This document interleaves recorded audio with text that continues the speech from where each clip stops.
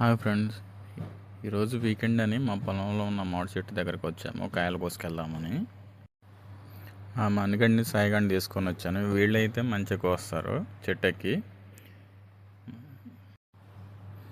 కాయలు చూస్తున్నాము. చెట్టుకి చూస్తే ఒక్క కాయ కూడా లేదు.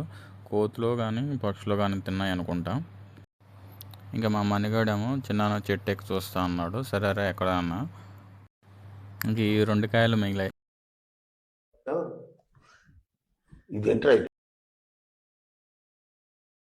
వీటికి సగం పక్షి తిన్న కాయ దొరికింది. చాలా స్వీట్గా ఉందంట. మా పొలంలో సపోటా చెట్టు కూడా ఉంది. సపోటా కాయలు కోస్తానికి ఎక్కుతున్నాడు మా మనిగాడు.